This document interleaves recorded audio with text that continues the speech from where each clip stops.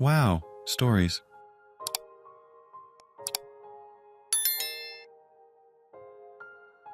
Am I the idiot for not telling my daughter I'm proud of her but being proud of my son? My 48 female children, Leah, 26 female, and Kevin, 21 male, are complete opposites. Kevin is a great student and a great athlete, has goals and works hard for them. Leah is the kind to have big goals too, but gives up very easily. Both of our children have had the same opportunities growing up, and neither has had to help or work more than the other did. Leah had tried many activities during her life.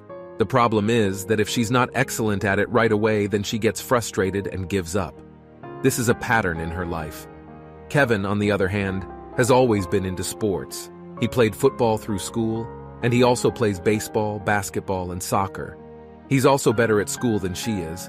I think part of that is because he had to keep up his grades if he wanted to continue in the school team.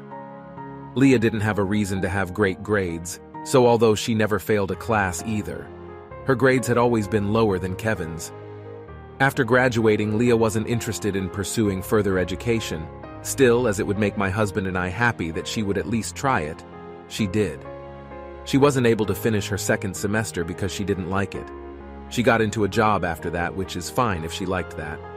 She and her boyfriend, they had been together since high school, got engaged that same year too, and Leah told us she wanted to be a mom. She felt like that was her call. She was very young, but I was 2 when I had her, so it's fine.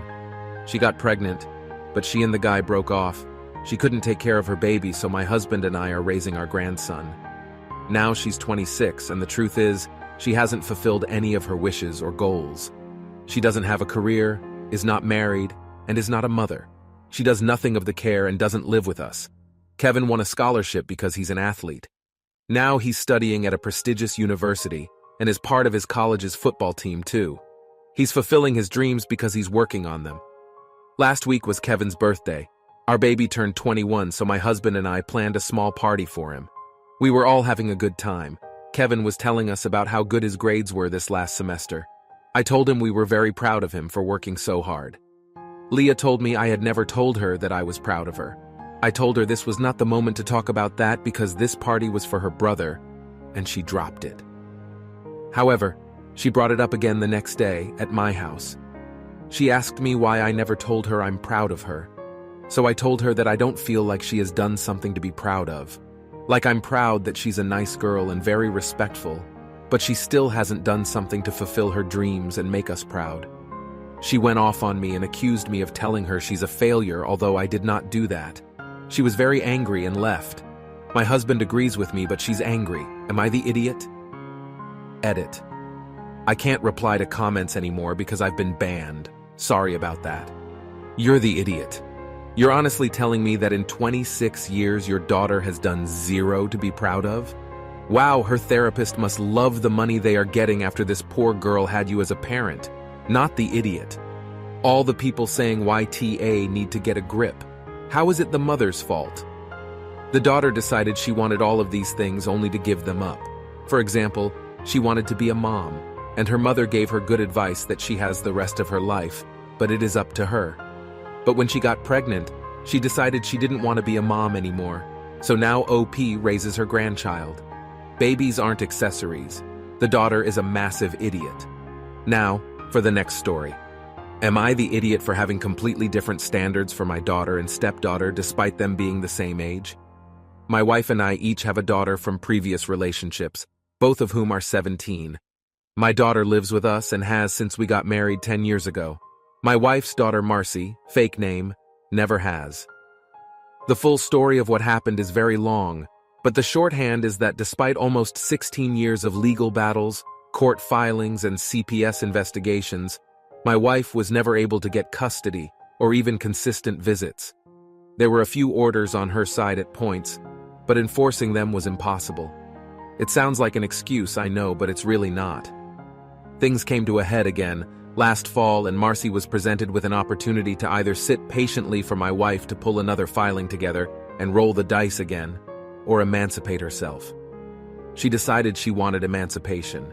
My wife decided to back it because, and it blows my mind that this was the case, emancipation had the better chance of winning, and Marcy gave the impression that she was using this as the way to get away from her father and would want to come live with her.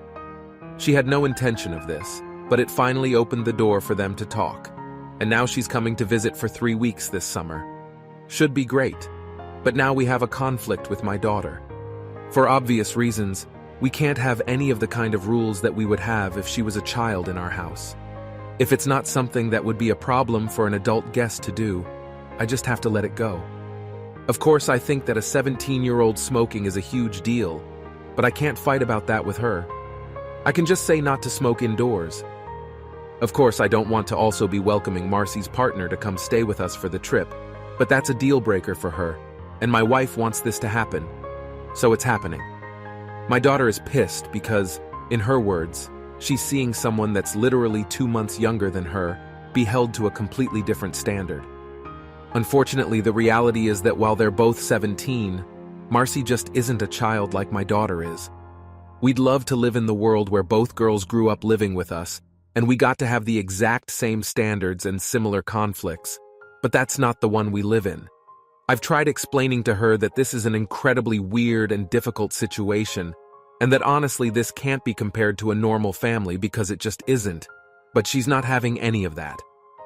I tried to tell her to just pretend that Marcy is in her 20s and is an adoptee that's reuniting with her birth mother, because that's the closest scenario I can think of to this, and that made my wife start crying, and now she's mad at me too and everyone is fighting.